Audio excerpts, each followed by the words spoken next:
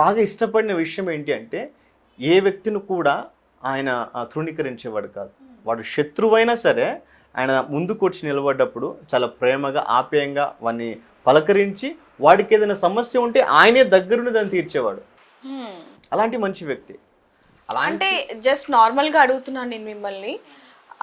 మామూలుగా మీరు 10 సంవత్సరాలు ఆయనతో ట్రావెల్ చేశారు కాబట్టి ఆయనకి మద్యం అలవాటు ఉంది? లేదు మేడం, సిగరెట్ పోనీ? ఎప్పుడూ లేదు. ఆయన తాగిన దాఖలే లేవు అసలు. ఆయన దాని గురించి చాలా మెసేజ్ చెప్పి తాగొద్దు అని చెప్పిన వ్యక్తి తాగుతాడని ఎలా? అంటే ఇంతకు ముందు కొంతమంది మాట్లాడిన వాళ్ళు ఎవరైతే ఉంటారో వాళ్ళు ఒకప్పుడు ఆయనకి మద్యం అలవాటు ఉండేది, ఎప్పుడైతే పాస్టర్గా ఉన్నారో అప్పటి నుంచి మద్యాన్ని మానేశారు అంటూ కూడా కొన్ని వ్యాఖ్యలు చేస్తున్నారు. ఏ రోజైనా మీకు ఆ విషయం చెప్పడం కానివ్వండి, ఆయన పర్సనల్ విషయం షేర్ చేసుకోవడం కానివ్వండి, ఇలాంటివి ఏమన్నా జరిగాయి? లేదు మేడం, ఆయన ఎప్పుడు తాగినట్టు. ఒకవేళ ఆ మందు గురించి మన మధ్య డిస్కస్ వచ్చినా కానీ ఆయన చెప్పేవాడు ఏంటంటే దీనివల్ల కుటుంబాలు నాశనం అయిపోతాయి, వ్యక్తి తన యొక్క జీవితం నాశనం అయిపోతుంది, తన కుటుంబాన్ని నుంచి దూరంగా వెళ్ళిపోతాడు, కుటుంబం పరిపూర్ణంగా ఆనందంగా బ్రతకలేదు, సమస్యలు ఏర్పడతాయి, కాబట్టి తాగుడికి చాలా దూరంగా ఉండాలిరా, అది మంచి పద్ధతి కాదని చెప్పేవాడు. ఇప్పుడు నాకు రీసెంట్గా ఒక స్టోరీ చెప్తాను మీకు. ఒక అబ్బాయి వచ్చాడు కడుపు నుంచి అనుకుంటా, ఆయన చాలా త్రాగుబోతు, చాలా డ్రింకింగ్, చాలా వాడు మందు లేకుండా ఉండలేడు. అలాంటి వ్యక్తిని ఒక తెలిసిన అన్న వాళ్ళ ఇంటికి పంపించి ఇతను కొంచెం జాగ్రత్తగా చూసుకొని చెప్పాడు. ఆ వ్యక్తి ఏంటంటే ఈవినింగ్ అయితే మనోడు వైబ్రేట్ అయిపోతుంటాడు, ఆ రేంజ్కి వెళ్ళిపోయాడు త్రాగుడు బానిసలో పడి. అలాంటి వ్యక్తిని కూర్చోబెట్టి కౌన్సిలింగ్ ఇచ్చి నువ్వు ఇలాగే ఉంటే చచ్చిపోతావు, సో ఇలా ఉండకూడదు అని ఆ వ్యక్తి జీవితాన్ని సెట్ చేసి ఇప్పుడు బెంగళూరులో ఉన్నాడు ఆ వ్యక్తి. ఓకే, అంటే ఎంతో మందికి లైఫ్ ఇచ్చిన ఈరోజు నేను ఒక్కనే కాదు, ఇలాంటి మోజేసులు చాలా మంది ఉన్నారు. మమ్మల్ని నిలబెట్టింది ప్రవీణ్ అన్న. ఇప్పుడు మేమందరం ఒక స్టేజ్లో ఉన్నాము అంటే దానికి మూలకారకుడు ప్రవీణ్ అన్న. అలాంటిది ఆయన తాగి చనిపోయాడు అని అంత సింపుల్గా చెప్తున్నారు అంటే మీరు ఎలా చూసారు అసలు? మీకు ఏమైనా ఫోన్ చేసి రండి తాగుదామన్నాడా, లేకపోతే తాగుతుంటే ఎవరైనా వీడియో తీశారా? మీకు అసలు ఇప్పుడు ఆ బార్ దగ్గర ఉన్నది, ఆ లిక్కర్ షాప్కి వెళ్ళింది ప్రవీణ్ అని ఎలా కన్ఫర్మ్ చేస్తున్నారు? ఇంకా వేరే వ్యక్తి కూడా అంటే మామూలుగా ఆ రోజు చూసుకుంటే మీకు ఎప్పుడు తెలిసింది ఆయన చనిపోయారని? మేడం 25th మార్నింగ్ 9:30కి అలా తెలిసింది మేడం. 9:30కి లేచి నేను ఏదో నా బట్టలు ఉతుకుంటున్నాను, ఆ టైంలో కాల్ చేశారు, ఇట్లా ప్రవీణ్ చనిపోయింది అంటే. చనిపోయిందని చెప్పినాక నేను నమ్మలేదు, ఎందుకంటే ఆయన మీద చాలామంది కుట్రలు ఉన్నాయి, కానీ ఈ ముఖ్యంగా ఎవడోడు చేసి ఉంటాడులే, ఏదో రూమర్స్ పెడుతున్నారులే అనే ఉద్దేశంతో నేను ఎప్పుడు కూడా దాన్ని సీరియస్గా తీసుకోలేదు. కానీ ఒక కాల్ వచ్చింది నాకు బాగా తెలిసిన వ్యక్తి, అన్న యాక్సిడెంట్లో చనిపోయాడంట, ఇది కన్ఫర్మ్ చేసుకో అంటే దగ్గర ఒక 150 కాల్స్ చేసి ఉంటాను నేను ఆ రోజు. ఎవరికి కాల్ చేసినా కానీ అన్నయ్య లేడు, అన్నయ్య చనిపోయాడు. ఇదే ఆ 150 కాల్స్ కూడా ఎందుకు చేశాను అంటే ఇది అబద్ధమని ఎవడని చెప్తాడేమోనండి. ఆయన ఎక్కడికి వెళ్ళలేదు, ఆయన రాజమండ్రికి వెళ్ళాడు వస్తాడు అని ఎవరైనా చెబుతారేమో 150 కాల్స్ చేశా. కానీ లాస్ట్ నన్ను బాగా ఇబ్బంది పెట్టిందంటే మా అన్న ఒక ఫోటో పంపాడు, ఆ అన్న బ్లడ్లో ఉండి అది తీసుకోలేకపోయాం. అలా చూడాలని ఎప్పుడు అనుకోలేదు మేడం మేము. మా అన్న ఎప్పుడు 18వ తారీఖు మార్చి 18వ తారీఖు నాకు కాల్ చేశాడు, కొన్ని విషయాలు డిస్కషన్ చేశాడు. నేను రాజమండ్రి వెళ్తున్నాను, రాజమండ్రి వెళ్ళి నేను వస్తాను, ఇవి మనం చేయాలి, ఆగస్టులోపు ఇవి క్లియర్ చేసుకోవాలి మనం అని నాకు చెప్పాడు. సరే అన్న నేను తప్పకుండా నేను వస్తానన్న అని చెప్పాను.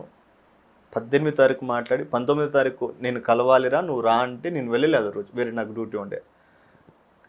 24వ తారీఖు నేను చనిపోయిన సంగతి మేము తీసుకోలేకపోతున్నాం.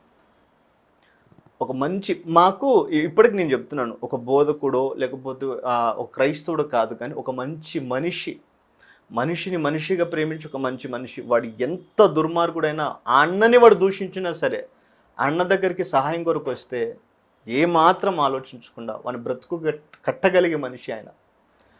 అలాంటి వ్యక్తి తాగి పడిపోయి చనిపోయాడు అంటే తీసుకోలేకపోయాడు. అంటే చనిపోయారు అనేదైనా తీసుకొచ్చేమో, కానీ తాగి చనిపోయారు అనేది మాత్రం హార్ట్కి తీసుకోవడం కొంచెం కష్టం అనే చెప్పొచ్చు.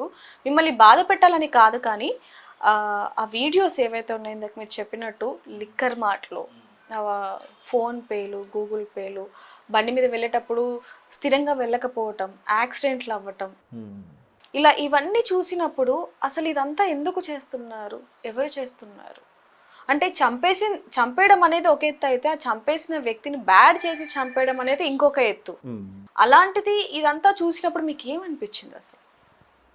ఎవరు చేస్తున్నారు అంటే దానికి ఆన్సర్ లేదు మేడం. ఖచ్చితంగా వీళ్ళే అని మేము ఎవరిని చెప్పలేం. కానీ ఎవరైతే కావాలని చేస్తున్నారో వాళ్ళకు ఇప్పుడు ఆయనను చంపేశారు అని చెప్తే ఎక్కడ ఇది పెద్ద ఇష్యూ అవుతుందని ఆయన త్రాగి చనిపోయిన క్రియేట్ చేస్తున్నారే తప్పితే ఇంకేం లేదు మేడం. ఆ వీడియోస్ అన్ని చూసినప్పుడు మీకు ఏమనిపించింది? అసలు నిజంగానే ప్రవీణ్ పగడాల గారు ఇలా చేస్తారా, చేయగలరా అనే క్వశ్చన్ మార్క్ ఏమన్నా వచ్చింది?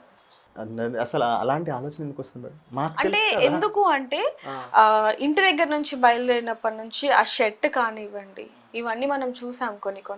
సో ఒకేలాగా ఉండటం, జీపేలు యూజ్ చేయటం, ఇవన్నీ కూడా చాలా మీడియాలో కూడా ఇప్పుడు వైరల్గా మారాయి. కాబట్టి చాలా మంది ఆయనే ప్రవీణ్ పగడాల గారు అంటూ కూడా కొంతమంది మాట్లాడడం జరిగింది, ఆయన అభిమానులు. అందుకని మిమ్మల్ని అడుగుతున్నాం. ఒకవేళ అది ప్రవీణ్ అన్న అని వాళ్ళు అనుకుంటే పొరపాటే. ఎందుకు అంటే మీరు బాగా గమనించండి, కొవ్వూరు దగ్గర ఆ కొవ్వూరు దగ్గర టోల్గేట్ దాడుతుంటాడు కదా, ఆ వ్యక్తి చాలా లావుగా, ఆ కాళ్ళు చాలా పొడుగుగా కనిపిస్తూ ఉంటాయి. మీకు ఏదైతే ఫస్ట్ వీడియోలో ఆయన కింద పడిపోయాడని పోలీసులు చూపించారో అక్కడ కూడా ఆయన చాలా పొట్టిగా ఉంటాడు. ఆయన లోపల వేసుకున్న బనీని కూడా మీరు ఒకసారి మీరు చూసారో లేదో, ఒక వీడియోలో బ్లాక్ కలర్లో కూడా ఉంది.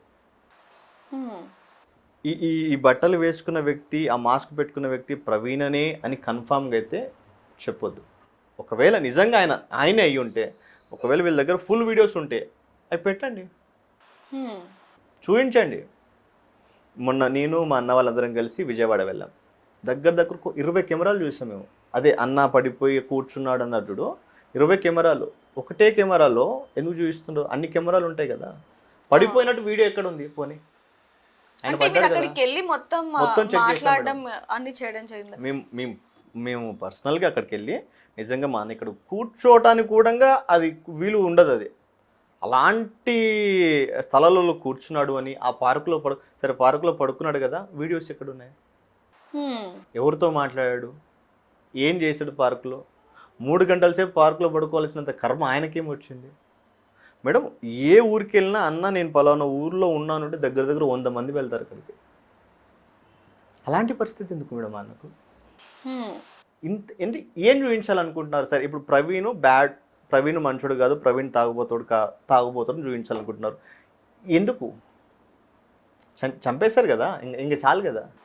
ఇంకా ఈ పాస్టర్లు కొంతమంది ఆయన గురించి ఏమీ తెలియదు.